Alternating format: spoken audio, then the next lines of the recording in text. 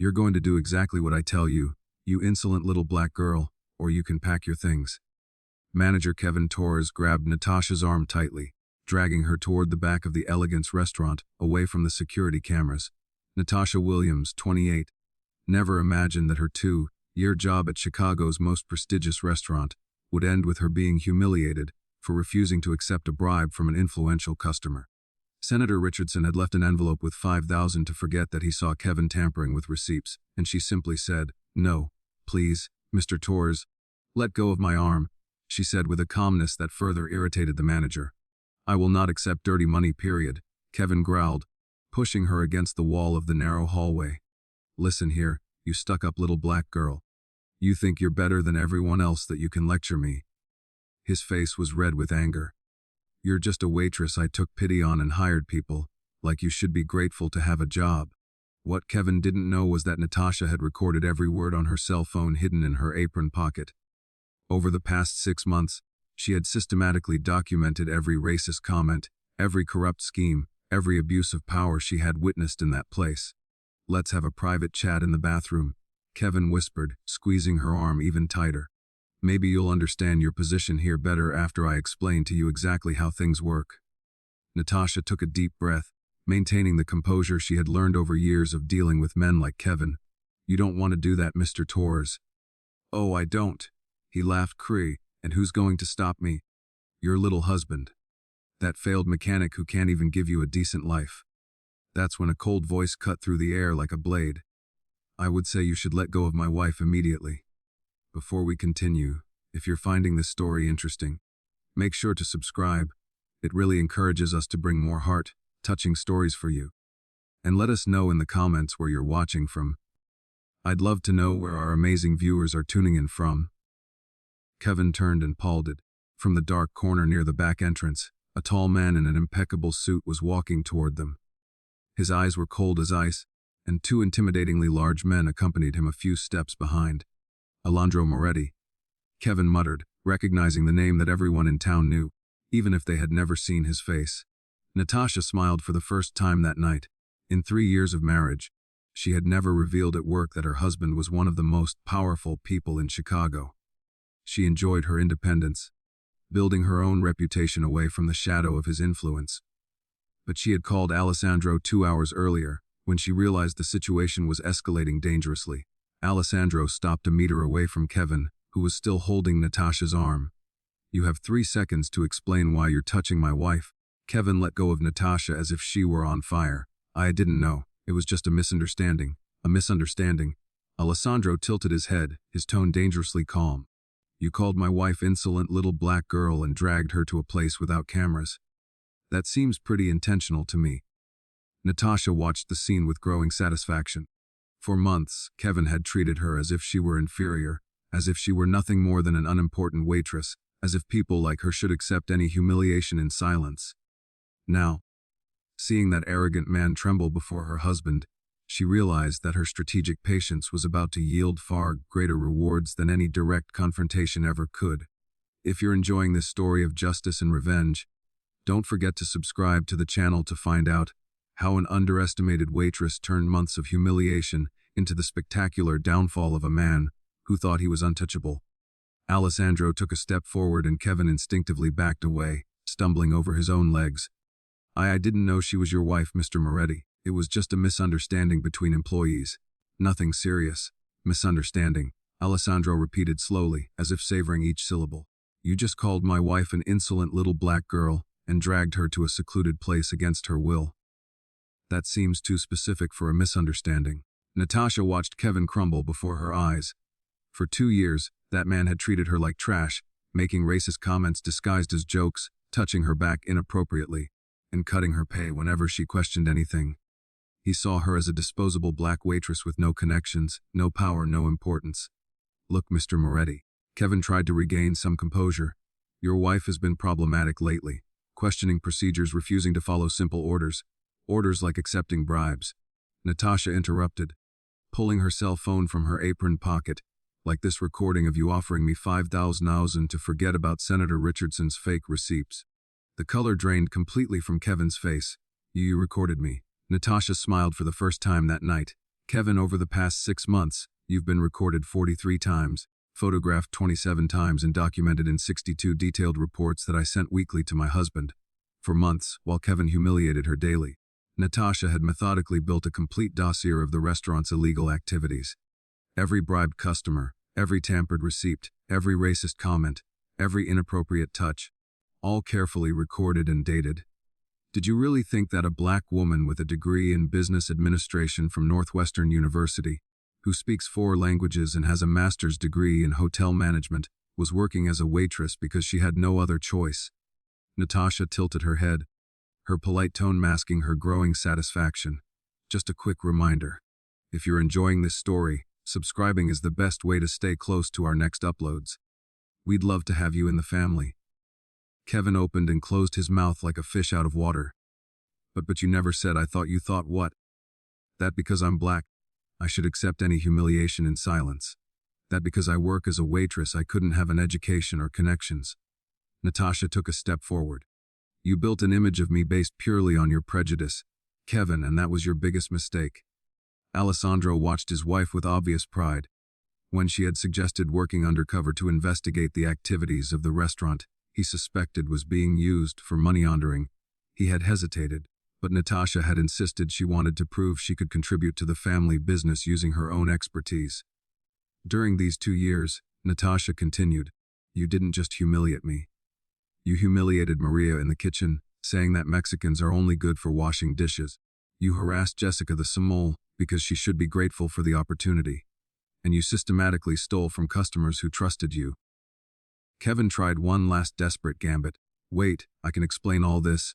We can come to an agreement, Mr. Moretti. I have valuable information about other restaurants, about competitors' information. Alessandro smiled coldly. Kevin, you're offering information to the man who has known everything that goes on in the city for years. My wife wasn't here to uncover secrets. She was here to document evidence. The difference was crucial, and Kevin was finally beginning to understand the magnitude of his situation. He hadn't been caught red-handed. He had been studied, cataloged, and documented like a laboratory specimen for months. Senator Richardson will be delighted to know that your transactions have been recorded. Natasha continued casually, as will Judge Morrison, Congressman Walsh, and that construction mogul you've been facilitating for over a year. Kevin felt his legs buckle. Each name Natasha mentioned represented not just a lost client, but a powerful person who would now become his enemy when they discovered they had been exposed because of his incompetence. Please, he whispered, the arrogant tone completely gone. I have a family, children.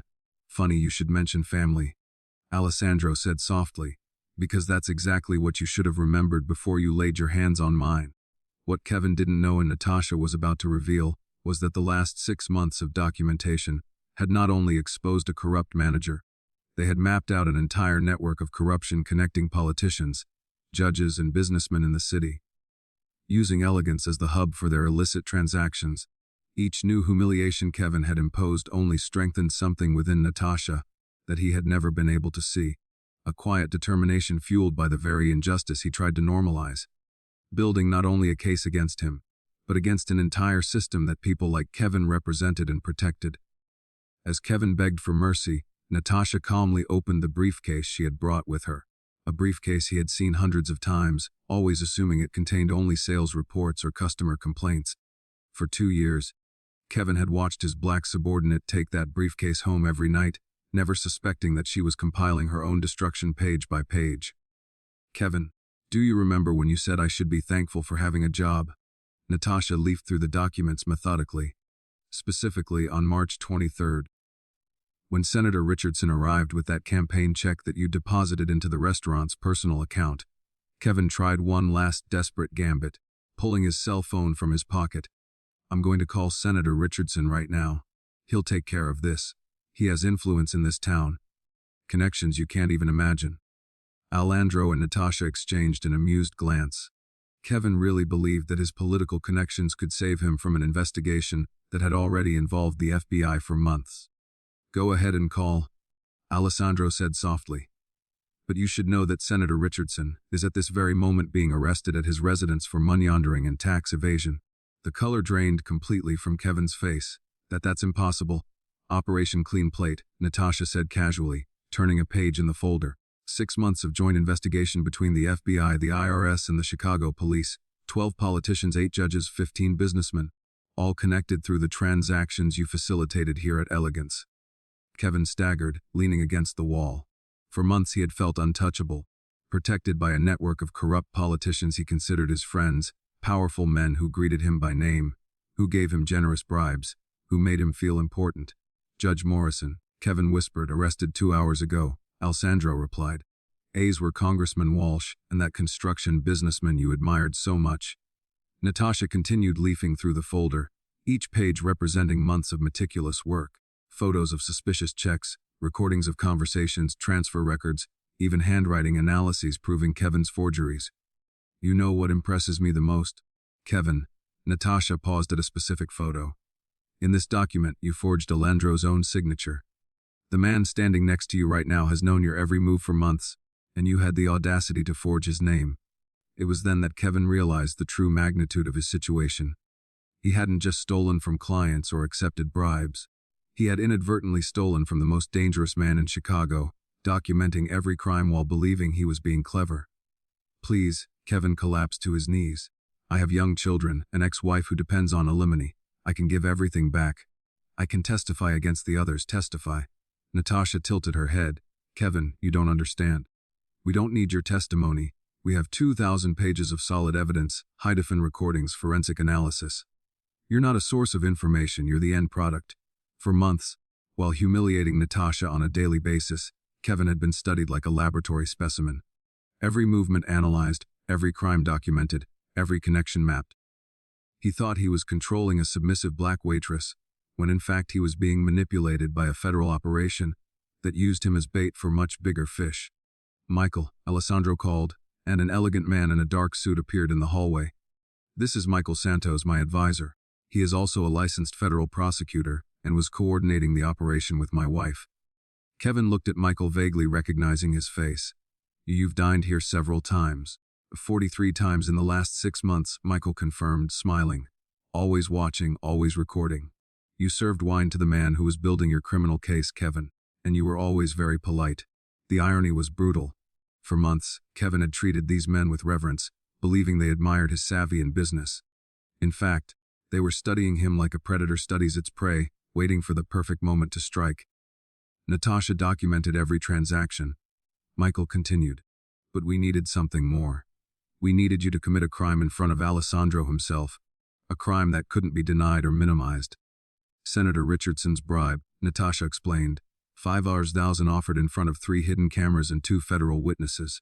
The perfect crime to close your case. Kevin finally understood the bribe situation had not been a coincidence or an unforeseen opportunity. It had been carefully orchestrated to force him to commit a federal crime in the presence of indisputable witnesses. You gave us exactly what we needed, Alessandro said calmly. A white man in a position of power, systematically humiliating a qualified black woman while simultaneously stealing from clients and facilitating political corruption. The perfect crime with the most despicable motives. Michael opened his own briefcase, revealing a stack of already signed arrest warrants. Kevin Torres, you're under arrest for money laundering, tax evasion, racial discrimination in the workplace, and conspiracy to commit federal fraud. As Michael read his rights, Kevin looked one last time at Natasha. The woman he had treated like trash for 2 years stood there, calm and dignified, watching the fall of the empire of corruption he had helped build. What Kevin would never discover was that his arrest would be only the first domino to fall in an operation that would completely transform the political landscape of Chicago, and that the little black waitress he had so despised was about to become one of the most influential women in the city, not out of revenge, but out of meticulously executed justice. As the handcuffs closed around his wrists, Kevin realized that every humiliation he had imposed had only fueled a quiet determination that now proved more powerful than all his arrogance and prejudice combined, proving that underestimating someone based on prejudice is not only morally wrong, it is strategically suicidal. As Michael cuffed Kevin, a deafening sound of sirens filled the air outside the restaurant. Through the windows, Kevin could see a fleet of FBI cars surrounding the Elegance, federal agents entering the front door with search and seizure warrants. No, Kevin whispered, reality finally hitting him like a hammer. You can't do this to me. I cooperated with you. I facilitated the deals. Facilitated. Natasha chuckled softly, a laugh that cut Kevin deeper than any scream. Kevin, did you really think we were partners? That we shared some kind of criminal complicity? Alessandro signaled to his men, who immediately began escorting Kevin toward the waiting federal agents. But Natasha raised her hand, asking for one final moment. Before you walk out of our lives forever, Kevin, I want you to understand exactly what happened here. She opened the briefcase one last time, revealing not only documents, but photographs that made Kevin stagger. The first photo showed Kevin at a nearby bar 2 months ago, bragging to other managers about how he kept the colored employees in line. The second showed him altering credit card receipts. The third captured the exact moment he had placed his hand on Jessica the Somalier against her will. 43 restaurants in Chicago, Natasha continued calmly. All of them received copies of this evidence last night, along with a letter detailing your methods of discrimination and corruption. Kevin's face drained of color. His career in the restaurant industry wasn't just over, it was completely destroyed. No reputable establishment in the city would ever hire him again. Your ex-wife also received a complete copy, Michael added casually. Of particular interest was the documentation of the $50,000 you embezzled from alimony funds over the past 2 years. Kevin spun around. Jennifer can't. She won't. Actually, she already filed for a full review of the divorce settlement this morning, Alessandro informed him. Apparently, discovering that her ex-husband is a federal criminal significantly changes the terms of child custody. It was then that Kevin realized the true magnitude of his destruction. It wasn't just his job or his freedom. It was his family, his reputation, his entire identity being systematically demolished piece by piece. Please, he begged one last time, tears beginning to form. My children, they'll grow up knowing their father is a criminal. Your children will grow up knowing that actions have consequences, Natasha replied firmly. And maybe that will prevent them from becoming men like you. When the federal agents finally took Kevin away, he turned one last time to Natasha. Why didn't you say who you were? Why did you pretend to be just a waitress? Natasha smiled. The first time she had shown any real emotion during the entire confrontation. Because I wasn't pretending anything. Kevin, I am a waitress. A waitress with 2 college degrees, who speaks 4 languages, who is married to one of the most powerful men in the city, and who just coordinated the largest anti-corruption operation in Chicago history. She paused, watching Kevin being put into the federal car. The difference between us is that you looked at me and saw only skin color and profession. I looked at you and saw exactly who you really were from day one. As the car drove away, Natasha turned to Alessandro. Has the press been informed? Channel 7 News goes on air in an hour, Alessandro confirmed. Operation Clean Plate. Corruption network dismantled by undercover investigation. Your photo will be on the front page of the Chicago Tribune tomorrow. Michael approached with a tablet showing the headlines that were already beginning to appear online. Heroin waitress exposes $1 million corruption scheme and black woman subverts white power system in Chicago-dominated social media. 12 politicians, 8 judges, 15 businessmen. Natasha murmured, watching the list of arrests that continued to grow in real time. 2 years of work, 6 months of intensive documentation, and Kevin Torres was the key that opened all the doors. What Kevin would never know was that his arrest was being broadcast, lived to a classroom at Northwestern University, where Natasha had been invited to speak about undercover investigation and social justice. The following week, law, business, and journalism students watched in reverent silence as a woman who had been systematically underestimated, because of her color and profession, methodically dismantled an empire of privilege and corruption built on decades of impunity, proving that true intelligence does not manifest itself through shouting or confrontation, but through strategic patience and meticulous documentation that transforms each humiliation suffered into irrefutable evidence for the most satisfying execution of justice possible. 6 months later, Natasha stood on the main stage of the Chicago Convention Center before an audience of over 2,000 people. Mayors, business leaders, social activists, and college students rose to their feet in applause as she received the National Anti-Corruption Award from the governor of Illinois. It is an honor to recognize a woman who not only exposed corruption, but completely redefined our understanding of how prejudice and privilege fuel criminal systems, said the governor, handing her the gold plaque.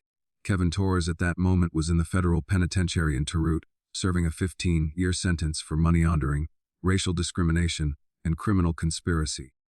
His desperate attempts to get a reduced sentence in exchange for information had failed. There was simply nothing he could offer that Natasha had not already meticulously documented. His ex-wife Jennifer had been granted full custody of their children and completely reversed the divorce settlement. The 50 zalozen embezzled from child support, plus interest and penalties, meant that Kevin would leave prison already owing more than 200 zalozen. For 2 years, Natasha began her speech, her voice echoing perfectly throughout the packed auditorium. I was treated as invisible by a system that believed it knew my worth based solely on the color of my skin and my profession. But invisibility can be the greatest superpower when used strategically. The audience laughed, but there was a deep seriousness in her words. The cameras of CNN, Fox News, and MSNBC captured every gesture, every expression, broadcasting live to millions of viewers across the country. In the front row, Alessandro watched his wife with undisguised pride. At his side, Michael Santos smiled discreetly, remembering the day Natasha had proposed working undercover. They had hesitated, concerned for her safety. Now, she was considered one of the most influential women in the United States. Operation Clean Plate wasn't just about arresting criminals, Natasha continued. It was about proving that underestimating someone based on prejudice is not only morally wrong, it's strategically suicidal. Senator Richardson had been sentenced to 22 years in federal prison. Judge Morrison lost his robe and faced prosecution for corruption. Congressman Walsh saw his political career destroyed and his assets confiscated. 15 influential businessmen in the city had lost business licenses, government contracts, and reputations built over decades. Every person who participated in this scheme underestimated not only me, but the ability of a black woman to be smarter, more prepared, and more strategic than all of them put together, Natasha said, her voice growing intense. What Kevin would never discover was that Natasha had declined offers from 6 different universities to take up chairs in criminal justice and undercover investigation. She preferred to found the Williams Moretti Institute for Combating Corruption, an organization that trained investigators from across the country in techniques for infiltrating and documenting white-collar crime. 3 months after my arrest, she continued, I was contacted by Harvard Law School, Yale, Stanford, and Northwestern. They all wanted me to develop curricula on undercover investigation applied to social justice. Alessandro had legitimately expanded his business, transforming Elegance into the first of a chain of restaurants, certified by the Federal Bureau as corruption-free establishments. The brand had become synonymous with transparency and business ethics. Maria, the Mexican kitchen employee Kevin had humiliated, was now the regional manager of 3 locations in the chain. Jessica, the harassed sommelier, had opened her own wine consulting business with startup funding discreetly provided by Alessandro. Kevin Torres once told me that I should be grateful for having a job. Natasha paused, allowing the irony of the situation to sink in with the audience. Today, I generate jobs for more than 300 people through our institute and the companies we help certify. The transformation had extended far beyond the individual case. Chicago had implemented the Natasha Williams Act, requiring all commercial establishments with more than 20 employees to undergo independent audits for discrimination and corruption every 2 years. During those 2 years waiting tables, she said, her voice thick with controlled emotion, I learned the true strength doesn't come from shouting when we are wrong. It comes from turning every humiliation into evidence, every disrespect into documentation, every moment of anger into calculated strategy. Kevin in his cell received weekly letters from former clients suing him in civil court. Senator Richardson, Judge Morrison, all the politicians he considered his allies now publicly blamed him for exposing their crimes. He had become the perfect scapegoat, the man everyone could hate without questioning the system that had allowed him to operate for so long. My husband once asked me if I felt sorry for them. Natasha smiled softly, and I replied, I feel sorry for anyone who confuses social status with moral superiority, who confuses privilege with intelligence, who believes that humiliating others makes them greater. The audience erupted in applause again. On social media, Queen Natasha Williams had been trending worldwide for 3 consecutive days. College students tattooed phrases from her speeches. Young black women across the country sent photos holding handwritten signs that read, Invisibility is superpower. Kevin Torres believed for 2 years that he was controlling a submissive waitress, she said, walking across the stage with the confidence of someone who had turned pain into purpose. In fact, he was being studied by a federal operation that used him as bait for fish much bigger than he could ever imagine. Alessandro watched the audience's reactions, seeing tears in the eyes of many people. Natasha had become more than his wife. She was a force for social change who inspired people on every continent. The best revenge, Natasha concluded, her voice echoing through the reverent silence of the auditorium, is not to destroy those who have hurt you. It is to build something so great, so important, so transformative that they spend the rest of their lives regretting that they underestimated you. When she left the stage to applause that lasted 5 uninterrupted minutes, Alessandro met her backstage. How does it feel to be the most inspiring woman in America? Natasha smiled, adjusting the gold plaque she had just received. I feel like someone who has turned 2 years of humiliation into a lifetime of purpose. Kevin Torres would never know that his name had become synonymous with self-destructive arrogance in cases studied at law schools. That his recordings were used as an example of how prejudice blinds people to the reality around them. That his downfall had inspired federal legislation on workplace discrimination. 6 months after his arrest, 3 documentaries about the case were being produced simultaneously. Hollywood had bought the rights to the story for a 7-figure sum. And Natasha Williams Moretti had become living proof that underestimating someone, because of prejudice, is not only morally repugnant, it is the most efficient form of self-destruction there is.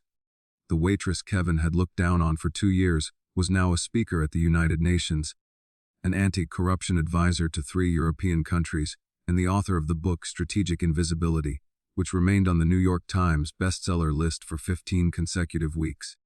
While Kevin counted the days in his federal cell, Natasha woke up every morning knowing that she had turned her pain into power, her humiliation into inspiration, and her apparent defeat into the most satisfying victory possible. Not just against a prejudiced man, but against an entire system that allows people like him to thrive at the expense of those they consider inferior.